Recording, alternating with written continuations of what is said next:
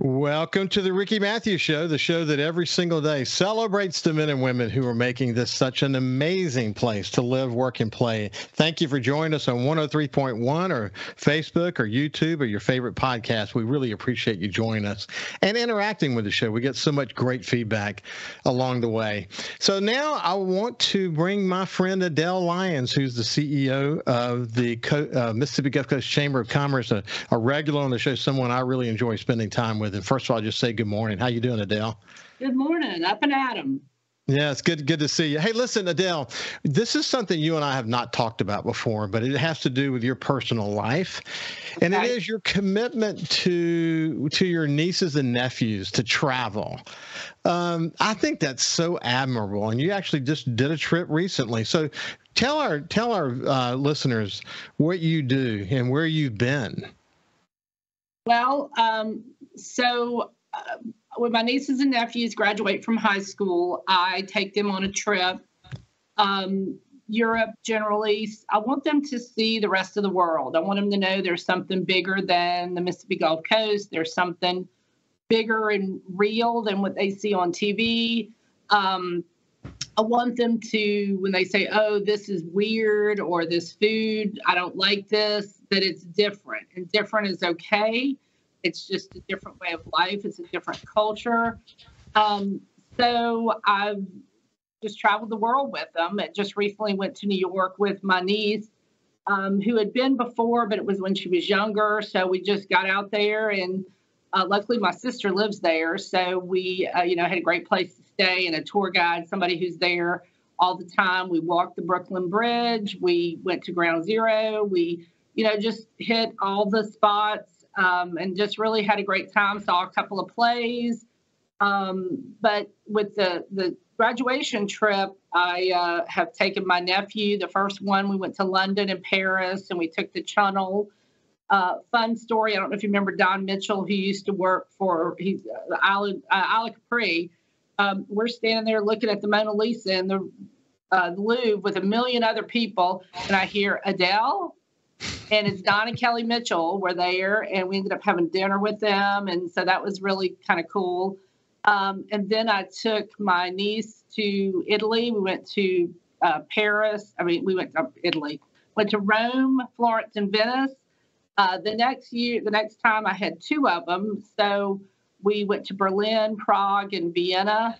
And they just loved Berlin. There's just so much history. They know about that. They studied the Holocaust, and so they, we went to a concentration camp, and they just, it was just something amazing for them. And then the last one, we went to Normandy, went to the battlefields of Normandy in France, and went to Barcelona. So it's been fun.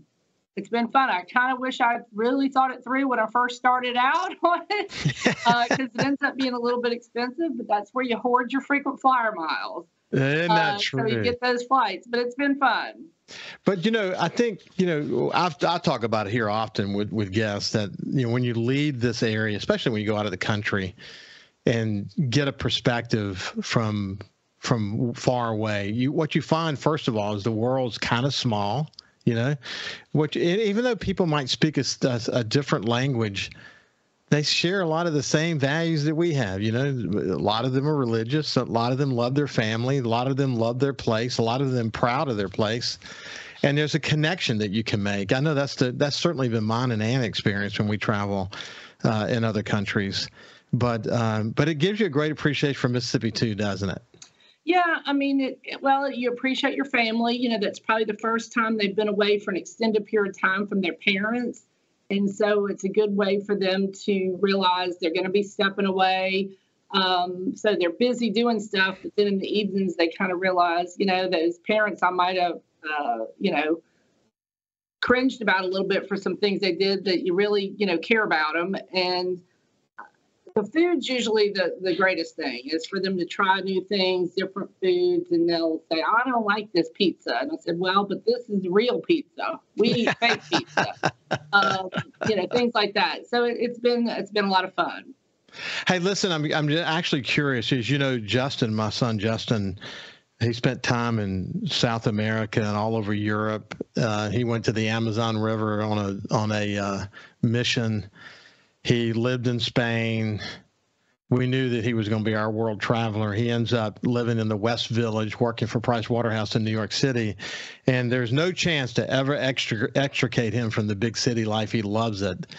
But we really encouraged him when he was in school to do these, to go on these overseas study programs and the missions that he went on. And you have to let go. You have to let go if you're going to let your kids, become, reach their potential in life. Looking back on those kids that you had the opportunity to travel with, did it influence them in a way that they ended up saying, wow, my sights are wider than that I expected them to be, and look at where they are today? Well, yes and no. I mean, they're close by. They haven't gone off like super far. But I think it just helped them in a way of how to deal with people. My niece is a speech pathologist, so she's dealing with students that are having, a time, especially the older students, and how to deal with folks. Because you're there, you have a language barrier. They may also have just a different kind of language barrier through their speech. I think that was helpful for her. My nephew, they're history buffs. So, going to Normandy was completely Michael's idea, because I'm like, where do y'all want to go? I kind of give them, and then I'm like, oh, I've already been there, so we're not going to go there. We're going to go somewhere else that's new for me. But I just think it helps them be well-rounded people, to know that there's something beyond your phone. There's something beyond running a Chick-fil-A, that, walking and seeing these old churches and buildings, being in Venice after all the crowds leave and the cruise ships leave is a whole different city, a whole different vibe to that city. And I make them write a journal. I make them keep a journal so they can go back and read it later. And, they kind of fuss about that a little bit at night. They're tired. They don't want to do that. But the girls are better than the boys, but they can go back and read it, and then they appreciate it.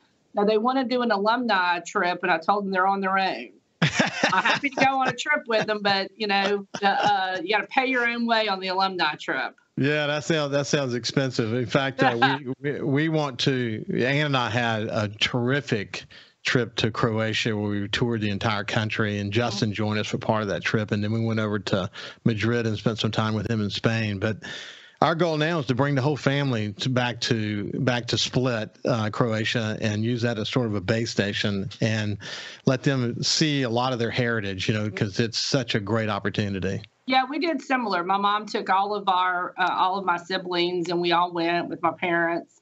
None of the in-laws were invited. None of the grandkids were invited. It was just like the old school family vacation, and went to Croatia, went to Split, to Dubrovnik. The Santanoviches are from Igrane. We went there. Some of my mother's relatives are still there. We had lunch with them, and really a great experience. Yeah, it was that for us as well, and hopefully we can create that for our family. Hey, so let's remind people, for people who have not heard us talk before, the Gulf Coast, the Mississippi Gulf Coast Chamber of Commerce has a lot to say grace over. It's not your father's chamber, although it still does those things, right, but you're a much broader organization these days. Give people a sense of the overall organization. Well, the Chamber of Commerce ultimately is a business organization where we can bring those business leaders to connect together, to either do business together for like-minded projects. It might be a community project, that they come together. This morning we had a program with CC Shabash, said tell you hello. She presented about LinkedIn. And so we also work on the professional development and offer those. Most small businesses don't have a training department. They don't have someone to come in and do that. Bring in consultants can be expensive. So the chamber plays that role, because LinkedIn is the fastest growing networking app there is. And, is a lot to know. And once you figure out one social media, they're not all exactly the same. And she went over some stuff. It was really overwhelming. It's so much out there. But then we had an event yesterday also, a chamber table where people just come together and eat lunch together at a certain restaurant and just get to visit and talk. And that's where they find those connections. I'm looking for this certain type of business. I need this type of insurance, or I'm looking for a new job, whatever it is, to make those connections. But then we do things like Salute to the Military.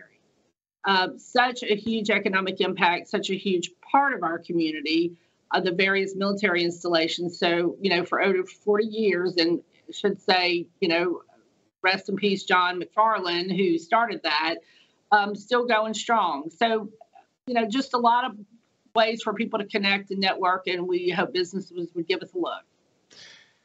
In fact, when we come back on the other side, I haven't talked to you since John's untimely death. Man, what a mark he left in coastal Mississippi. But we'll chat about that for a second, and then we'll talk about some really cool and important upcoming events. We'll be back with Adele Lyons after this break. Welcome back to the Ricky Mathews Show. I have my friend Adele Lyons, who's the CEO, Executive Director of the Mississippi Gulf Coast Chamber of Commerce. We know it as the Coast Chamber. And when we went to break, we mentioned Salute to the Military and John McFarland, who I gave a tribute to about a week or so ago, his unfortunate death. What was amazing about John, incidentally, is that we had a number of shows together after he learned he had throat cancer. And, John was a guy who was known for his voice. I mean, John had such a great radio voice.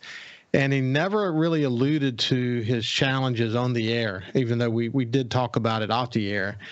But you could, he was talking, his voice seemed tireder than normal, but what he was going through in terms of chemo and radiation therapy. And he explained to me that he and the doctors were playing a game of whack-a-mole where they were, it had cropped up in other parts of his body and they were dealing with it. But he was, he just kept on moving forward with his work at the Red Cross, which probably doesn't surprise anyone because John was someone who was really committed to his work. But we worked together. He was a marketing services director at the Sun Herald for so many years, helped me launch Beach Boulevard and the Journalists of South Mississippi Business, and his work in the community is literally epic. What he did over all those years, and the Salute to Military, especially what he did to help bring it to this incredible event. It changed in the last few years for good reason. It was time to move to a different format and whatever. But what he did to create awareness of the military community in coastal Mississippi and so many other ways that he contributed cannot be understated, can it? No, John just had a huge impact on the Mississippi Gulf Coast Chamber going back just years and years and years. The Salute to the Military is in its 42nd year, so this is something that's just been around forever. And John was just key in it, and to the point that when he had meetings, he brought the agenda, he took the notes, he took the minutes. He just had full control and really ran that show and ran it from his Army days. And then he was, of course, president of the Mississippi Gulf Coast Chamber and, had his hand in a lot of things in a lot of places, and just hated to see when he just couldn't be as involved because he wanted to be. Yeah, but he was doing the right thing and trying to take care of himself. Yeah, Adele, what was interesting, I remember John, especially my early days with the Sun Herald, he was the consummate MC. He was the guy to go. He was the go-to guy in coastal Mississippi, just really, really, really good at it. And I remember I was really young at the Sun Herald, and I was involved in United Way. And John was the MC of the annual United Way event. He probably was for countless years, and same with the Coast Chamber and Lord knows what else. But I remember the lights blinked. He had just made a statement that was a factual statement. The lights blinked, and without even taking a breath, he said, "Okay, would you believe?" And he made another statement. But he was just quick on his feet that way. I mean, he was really good at it, wasn't he? Yeah. he emceed the salute forever. Besides being the chair of it, he was the MC. He wouldn't have it any other way, and really shouldn't have been any other way, because again, he was so good at it. He had that voice. He just had that voice that just gave a level of professionalism to any event you were having, no matter what. And he was so organized, so detail oriented. I remember going to the Sun Herald in his office. Remember that gigantic bookcase in his office? And it was just, he had binders from every event from whenever. I mean, it was literally a library.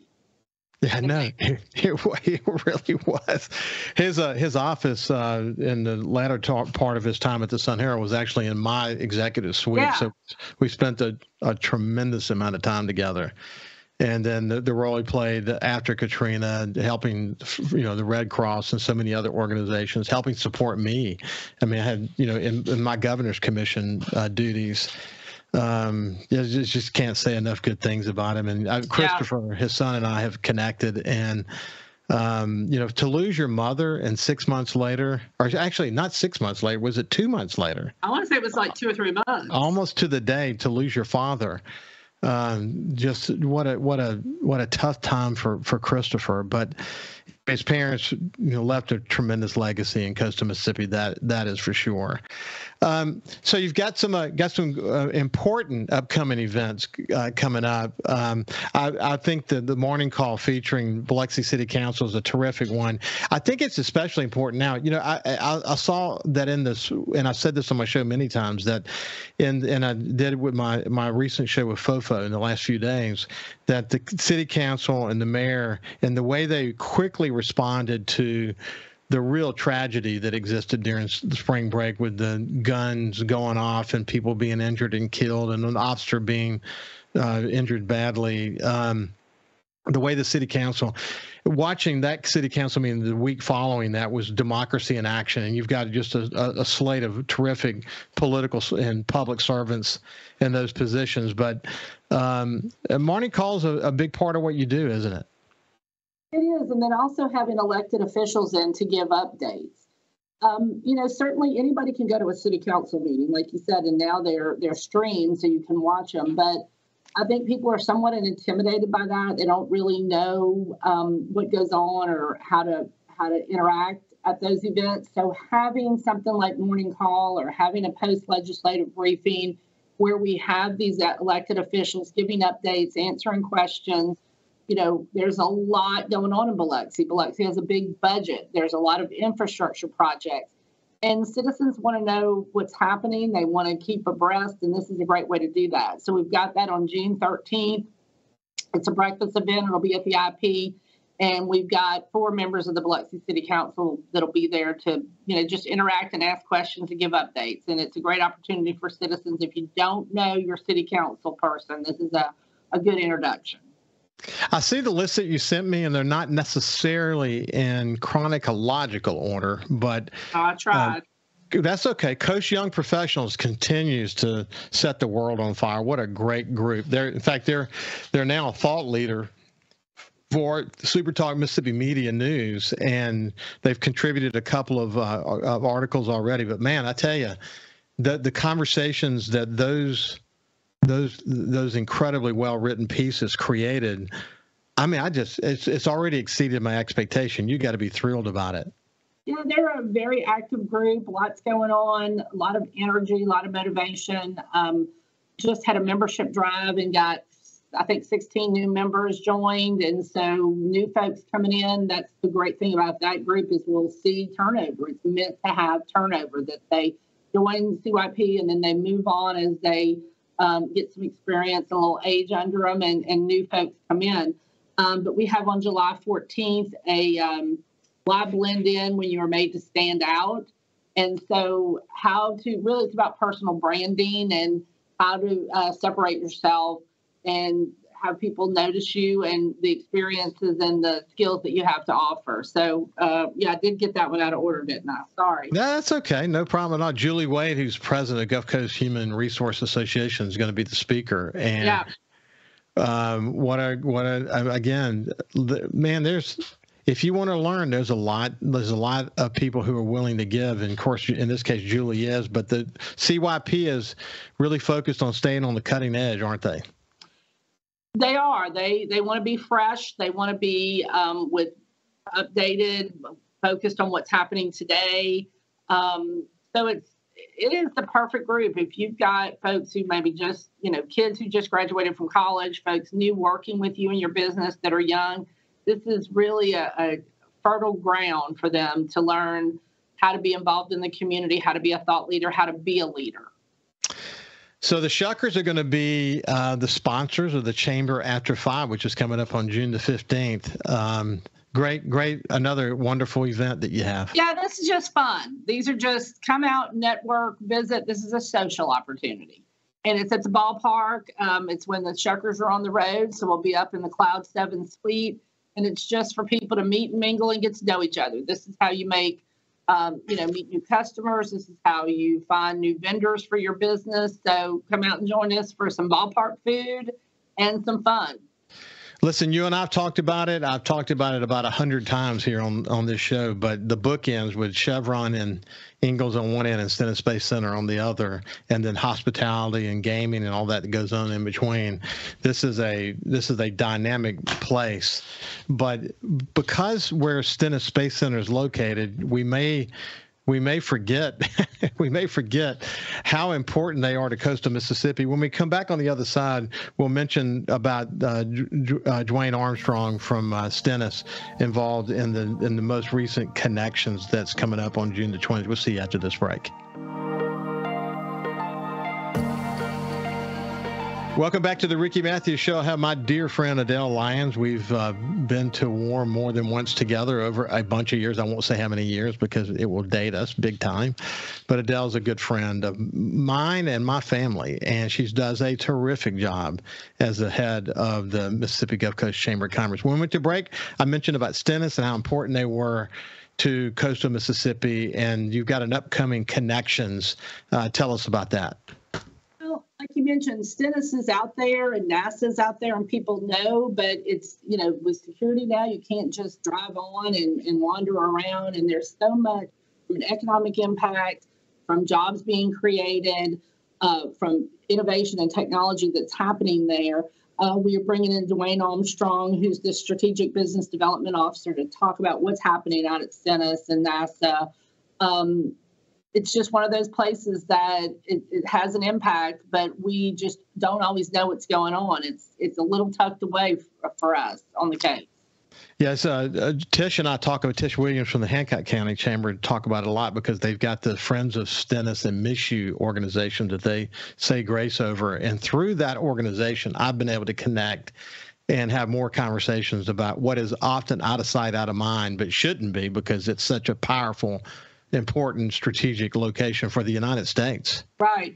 And similarly, we have an event in July with the VA, the Gulf Coast Veterans Health Center, which is right there in Biloxi, just off Pass Road. But again, for security reasons, unless you're going to a service at the National Cemetery there, or you have someone that's having medical treatments or appointments, you see the gate and you're not really sure what's all back there and what's going on. And of course, this is a huge economic impact. It's a huge, facility that people come from regionally for medical care there. And of course, for the veterans, which we're such a huge military community and retiree community, that it's super important. So we have Dr. Rapesky, who's the director out there, is going to come and give an update on July 11th. Again, it's sort of that out of sight, out of mind sort of thing. And we certainly need our citizens to be aware of what's happening, ask questions. There may be services they could be taking advantage of that they're not. And we certainly want to bring that point to light. Hey, so what we'll do in about 3 or 4 weeks, I'll have you back and we'll cover the rest of the upcoming items that, because the Chamber's involved in so much. But Adele actually has a speech to give. So I'm going to let her go ahead and scoot off so she doesn't have a wreck, running there. And I'm going to invite Kyle in. But anyway, thanks for joining us, Adele. I appreciate you. Absolutely. See y'all soon. Thank you so much. You bet. You bet. So anyway, Kyle, you ready to? There he is. There's my buddy. That was quick. How you doing, my friend? I'm doing pretty good. How about yourself? I'm doing really, really well. But gosh, man, you think about the work that Adele is doing at the chamber. Man, I often say they're not your father's chambers. I think of this when we talked to Tish or with Paige Roberts over in Jackson County. But man, these guys are not letting any grass grow on their work, are they? No, they're not. And I think that analogy is something that was kind of a hard fight to begin, because people still think they still have that same impression of what they always thought the chamber was or is, and they're still trying to battle with that within their own minds. Yeah, they are. And what the beauty of our show is that we've been able to bring more clarity to the role that they're playing. I mean, they're doing community building. They're involved in grant writing. They're involved in revitalization efforts in downtown. But, gosh, man, when you got leaders like Adele and Tish and Paige engaged in these, and then you've got other chambers as well that are playing out in the local communities, you can't go wrong. I mean, their dedication to the cause of advancing the work of coastal Mississippi, gosh, is so inspiring. And I'm privileged that you and I have this opportunity to share their stories. It's kind of like a front row seat to everything that is happening along the coast from both ends, from Stennis to Ingalls. And for me, it's one of the shows you were talking the other day about, I think it was with Mayor Gillich, about the bridge and making bridges and how things start 10, 12 years before the public actually sees it. And that's kind of what we're almost now is, with all of the chambers and all of the business leaders, we hear about these things, and then not on the largest scope as the bridge, but, to some degree, a lot of it, at least for myself, I hear about these things 6 months ahead before it comes out in the public, and I'm like, oh yeah, we talked about that. Yeah, we did. We talked about. Hey, I had a terrific conversation with Greg Cronin. In fact, this morning, Greg is the CEO for the coastal division of Citizens Bank, and he's also the chairman of the board for Coastal Mississippi Tourism. We were reflecting back on the conversation that he and Judy and I had about the progress of Coastal Mississippi Tourism. But I probably can't say this enough, and you've commented about this before as well. But the number of people that they have to communicate with to make a regional organization go out, the boards of supervisors in 3 different cities, to all the mayors, the coastal legislative delegation. It's just a complicated place. And if you're going to be successful, you got to be willing to do a lot of communicating. Yeah. And, that's the hard part, is just being able to talk to people and talk to people depending on, which side of the aisle or education do you how to communicate with them to where you're not talking down to them, talking at them. And I think you see that. And the most successful people have a way of being able to talk and communicate with people on a very lowest common denominator type feel. Yeah. Yeah. And just makes everybody feel easy about how things are going. I've had bosses that would, ream you from one end to the other, but make you feel good about it. Hey, listen, Cal, how much time we have? How are we doing on time? We have about just under 4 minutes, 3:55. Yeah. Okay. So look, what's interesting though is that you've got a situation where again, the coast is complicated, man. It really is. And I think about there's a great book called Break All the Rules, and it's just based on a lot of important research. But like a rule, for example, the golden rule: treat people the way you want to be treated. And that's a wonderful golden rule. But what this book said is, no, actually break that rule. Treat people the way they want to be treated. And so, and as it relates to the point that you were just making, is that when you're communicating a regional tourism effort, for example, and you have all these stakeholders, well, you can't communicate exactly the same way with everyone. You got to be able to communicate with them in a way they want to receive it. And some people need more details than others. Some just need the high level. Some need it over a drink or dinner. Someone just, will just get it in an email. But knowing how to communicate with them effectively is the key to success. And the leaders that I have had on this show, the nearly 900 conversations that we've had now, those that succeed among them are willing to really put the effort into what it takes to communicate with that person. And then it may change for the next person and so on. And you get a sense of that when we're talking to them, don't you? Yeah, you really do. And, for me to follow along, and it's kind of hard because I usually don't follow along in these circles of conversations. Yeah. The majority of the conversations that's had on this show, I'm able to follow along and I'm able to understand what they're saying because they're communicating in a way that I would understand it. They're not, I don't want the highbrow CEO executive conversation. I want the real everyday, hey, we're down at the pier fishing. I want the conversation. Yeah. And that's how the majority of these conversations go. And it's something that I can relate to in just everyday life, and it makes it easier. And I think that whole, at least the way I think the conversations go is kind of how it's portrayed throughout the coast. And I think makes it easier for, I call it the majority of us, because I put myself in that boat of the lowest common denominator. I think that's how it goes. And I think that's how it's portrayed. And I think that's how it's received. Well, I love the way you said that, actually. That's really well said, actually. And if there's a goal for the show, it is that we want to communicate with people the kind of activities that have, for the most part, always gone on, but it's sort of inside baseball in a way. All the work that supervisors have to do and mayors have to do and community leaders have to do and all these organizations have to do. It's a lot of inside baseball that a lot of people don't really ever hear much about. And we get a chance through this show to bring all that hard work that's going on in all these different circles to life for everyone to understand and learn from, actually, to learn from. That's the thing that is in our conversations that impacted you the most. You just learned a lot. Just absorb it in. We got about 15 seconds left, but okay, well, yeah, we'll see you. We'll see you after this break. We'll see you on the other side.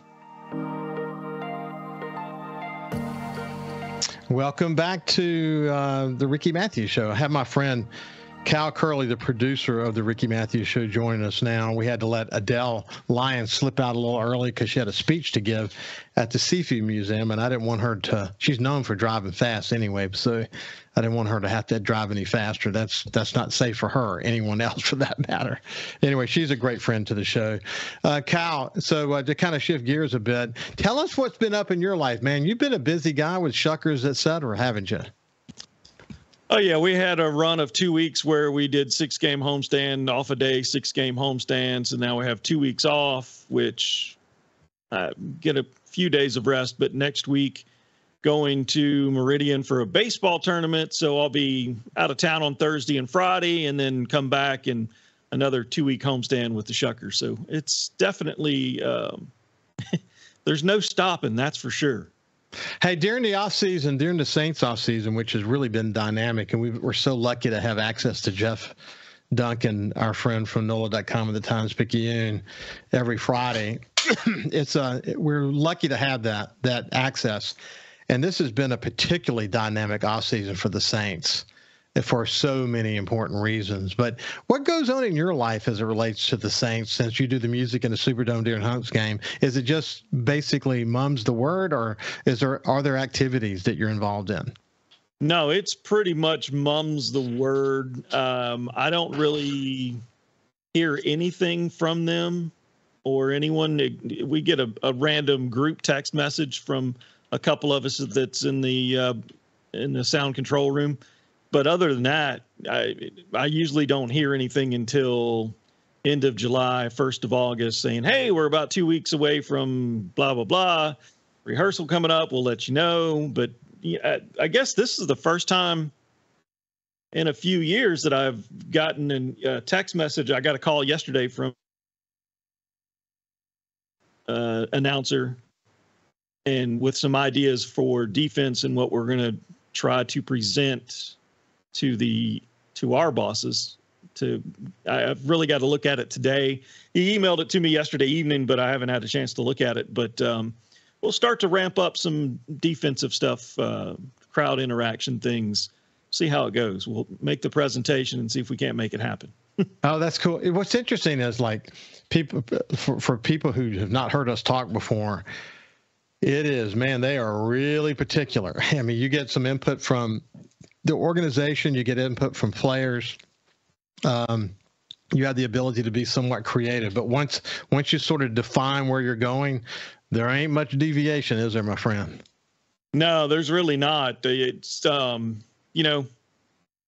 was kind of difficult going into it. It was kind of misleading information when I first started as far as where we were going directionally with what they wanted me to do. And I think after the first 2 years, the third year was where it started picking up. And I think that's where we started.